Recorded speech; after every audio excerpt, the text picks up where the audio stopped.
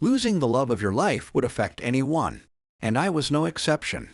Bjorn and I'd been together for well over 10 years. A decade of bliss now gone to despair. Bjorn was a tall Swede, complete with intelligence, accent, and an ass and duck to spare.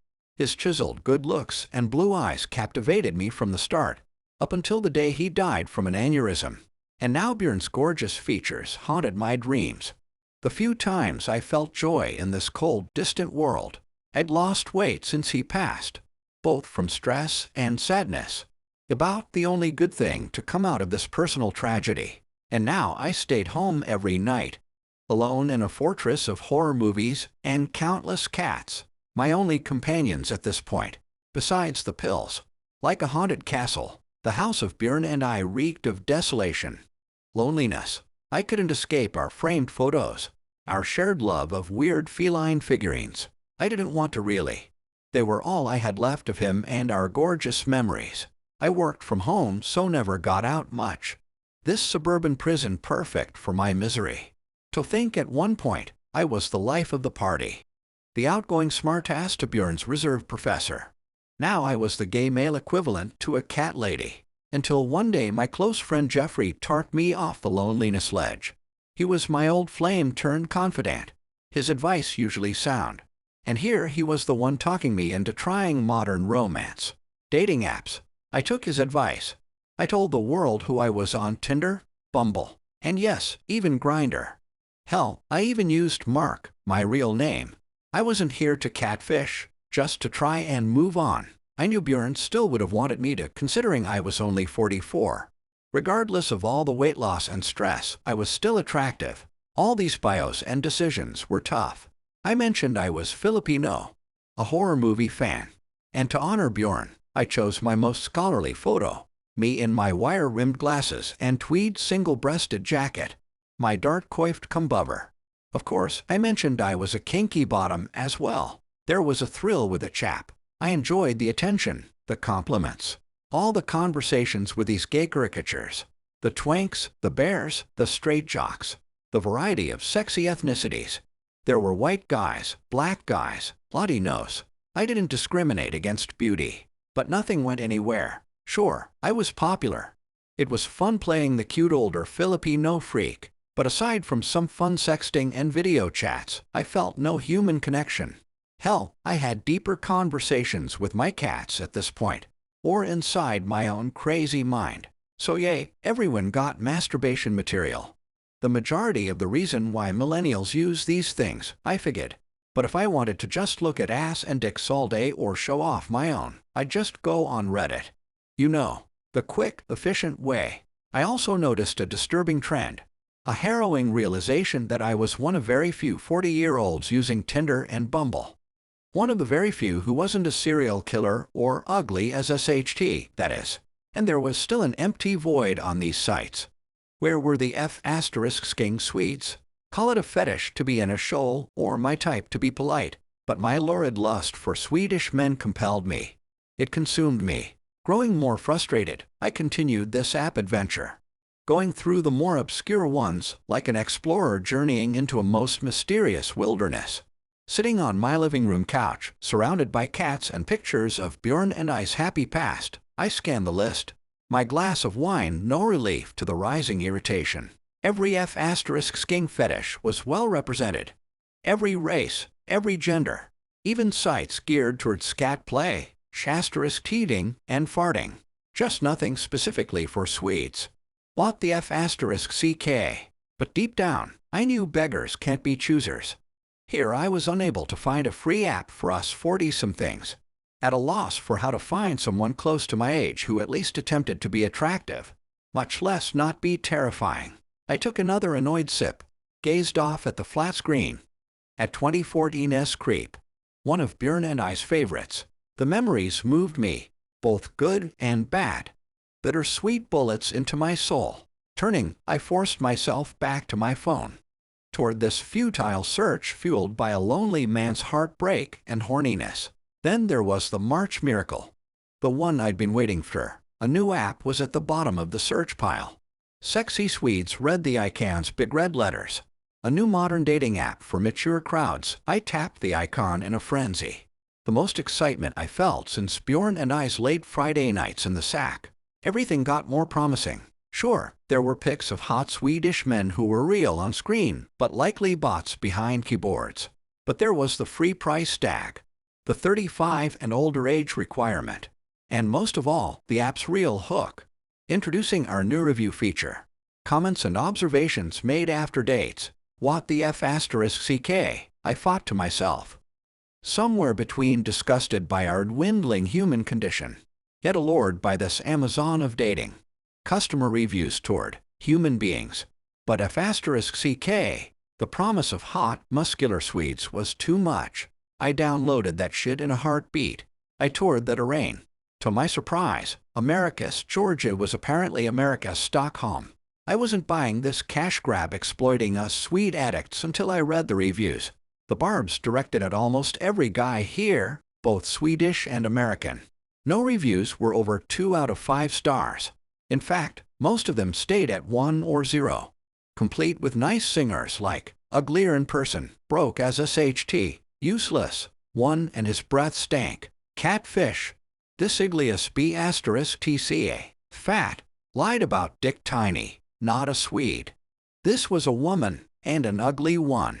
I figured no site would air these freaks hoes out for everyone to see. Not one trying to scam desperate lonely hearts anyway. So I navigated through this sea of shit. At the very least, entertained by all the negative reviews. And then I saw Charlie. With just over 3.5 stars, Charlie was just the man I was looking for. A perfect Swede, much like Bjorn. The reviews were positive.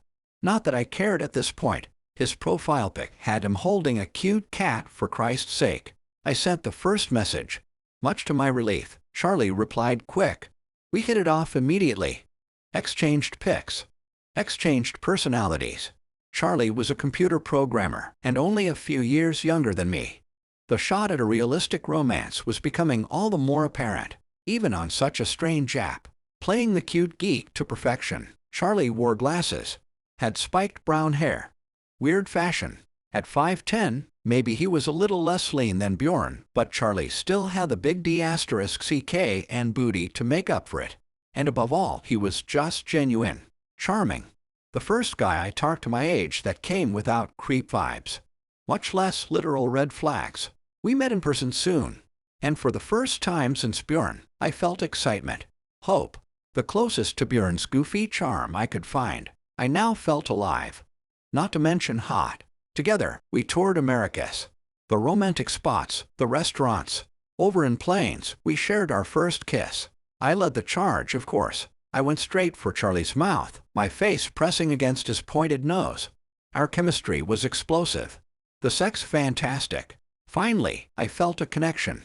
And F***ck, at this point, even our cats got along. We took turns spending the night at each other's houses. Mine in suburbia.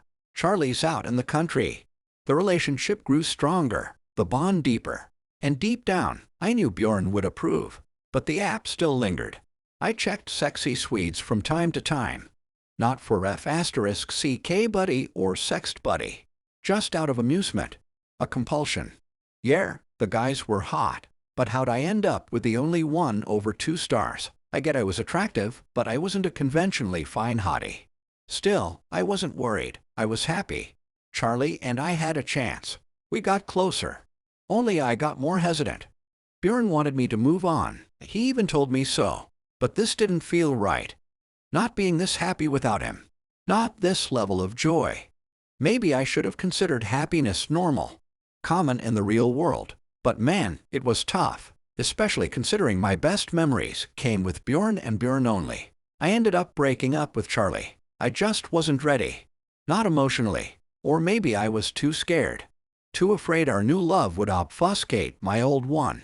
Truly bury Bjorn. Either way, I ended it. A beautiful romance halted before it could fully blossom. Hey, at least, I did it in person. At the downtown square, Charlie shook his head in sadness. The overcast day setting a mood neither of us wanted. But a funeral I felt was necessary. But Mark, he started. I couldn't say much. Behind the glasses, I felt tears forming. I thought we were doing great, Charlie said. Conflicted, I stepped beside one of the small trees, cowering from my own cowardness. Bjorn wouldn't have been proud. Charlie grabbed my shoulder. A soft touch. Is it something I did? Like a sentimental soap opera that felt all too real. I faced him. No.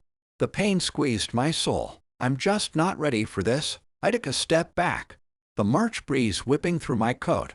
I never was. But Mark, I interrupted him with a kiss. Our last goodbye. Over the next few days, I ignored all of Charlie's calls, his texts.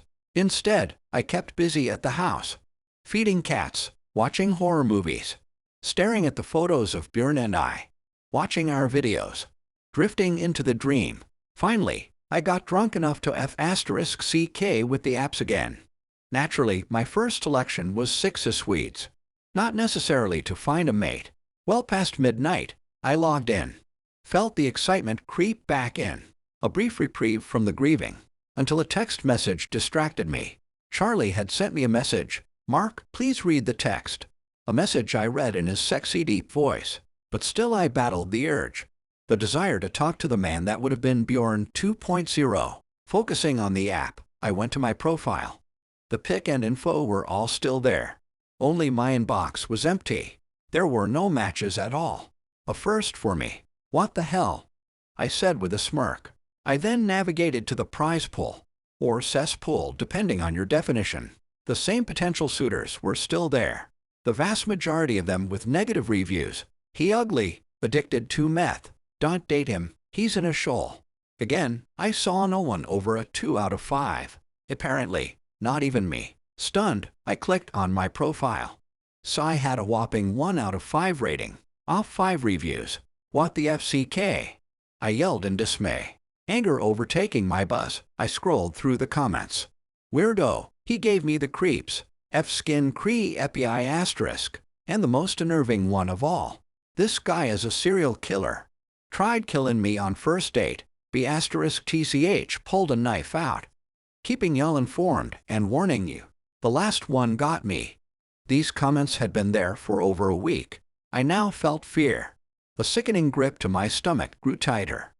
The type of fright I hadn't felt since those first few nights without Bjorn. Worst of all, I couldn't see who left the reviews. Couldn't hide them. I was helpless to this FC King app. I know, I get it. I shouldn't FC King care. This app was so obscure, so new and trashy. But there were no options for me. Imagine looking for an app for matches my age. Free apps, specifically for Swedes. Then you'd understand my desperation. Not to mention my horror at being called a murderer and creep. This was my best chance at finding love from hot Swedish men. And these assholes weren't gonna stop me. God damn it. I cried with theatrical rage. I hurled my phone to the floor, right by Bjorn and I's DVD collection. The outburst sending our cats sprinting in terror. Less drunk and more calm, I spent the next day exploring all avenues to fix these dumbbuzz reviews.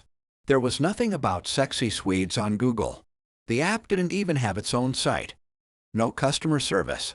There was no fanfare. No online discussions. Pacing around the living room, I called up Jeffrey. Told him everything. He sighed. I told you the apps to use, Mark, but I like Swedes. You know that. A vibration pierced my ear. I don't know anything about this sexy Swedes app, Jeffrey said. I confronted my phone. There was yet another text from Charlie. Asterisk, can we talk, please? I miss you, babe. Yet another text I chose to ignore. But I've never heard of any damn app that lets you review other people, Jeffrey continued. What kind of shit is that? Like a panicking crook, I ran a hand through my hair. Felt sweat run down my smooth skin. I don't know. But I didn't meet 5 people on there.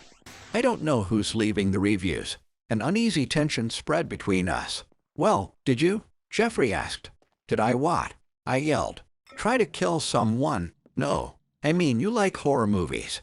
What the FCK, man? Getting defensive, I could hear Jeffrey stumble over his words. Always flustered when I put him on the spot. Look, I know it's been tough since Bjorn passed, Mark. It's a fair question. I glanced down at the coffee table, at the booze, and many pills. Not to mention the cats encircling me. My only companions. Maybe you don't remember or got mad at somebody, Jeffrey said. I mean, it's possible. Growing more nervous, I hesitated. Jeffrey had a point after all. Well, what the hell can I do to get rid of it? Jeffrey groaned. I don't know, Mark. Maybe somebody in ID. Another shrill vibration hit me. A new text from Charlie. I miss you, babe. I finally responded to my would-be boyfriend. Against my better judgment. But much to my heart's delight, Charlie was ecstatic. More amused than worried when it came to my dating app dilemma. That afternoon, I swung by his house. The two of us then convened in his home office. Charlie, still pale and handsome, still so hot, dressed in a bathrobe, he handed me a cup of coffee. I know I looked a hot mess. I hadn't showered, had my hair in disarray, my t-shirt and jeans wrinkled, but Charlie still eyed me with attraction rather than disgust. Charlie set that ass on his desk, his smile beaming through the dark room. So you're saying someone left some troll reviews? Here I was struggling to even talk beneath that smoldering spotlight. I don't know much about sexy sweets. Trying to control the anxiety, I glanced around the office. Toward the two laptops, the Keurig, the David Bowie poster, and the psychedelic rug my knees were used to. Like I told you, I kinda just stumbled on it too, Charlie said. I put the coffee on the desk, forced myself to face him, forced myself to stop trembling, but I couldn't stop the heavy heartbeat. But how can I get rid of the comments? Smirking, Charlie stood up. His cool confidence already helped soothe me. Some of them have been there weeks, I continued. Charlie ran a hand along my arm. Hey, it's all right. We'll figure it out. I caved in, both to the fear and lust. I gave Charlie a passionate hug, right against his firm body. Oh, okay, Charlie remarked. He rubbed my back in slow, steady strokes. In those moments, I felt peace, as if I were back in my baby's arms again. There was love and comfort. No different than how Bjorn held me. We'll get it taken care of, I heard Charlie say. I promise. My eyes drifted down toward his desk. Beneath a few folders, I saw that familiar logo protruding out. Sexy Sweets. The words printed out in glorious red font. Even from here, I could tell there was more beneath it. What's wrong? I heard Charlie ask. For once compelled to leave his body, I stumbled up toward the logo. Pushed those folders and books aside. Mark, Charlie said, his voice low. The most vulnerable I ever heard him. There on his desk were more Sexy Sweets notes and scribbles. A code. I felt Charlie's hand grab my shoulder. His grip still gentle. I can explain, he said, but I didn't respond. Not yet. I looked through those codes. Different pages showed photos of so many men from other apps. Faces I recognized off Sexy Sweets. Faces that never belonged on there. I then read through comments created just for the app. Bad reviews, including the ones directed at me. None of them real. Then a block of text stunned me. Sexy Sweets created by Charlie Glover. I'm sorry, I heard Charlie say, his voice still sincere, still sympathetic. I only did it 'cause I love you, Mark. Fueled by curiosity, I got closer to the final few pages. The adrenaline built inside me. Not from dread, but excitement. Exhilaration. I got hot. There were several pictures of me. Ones Charlie kept hidden all along. Ones taken long before I ever met him.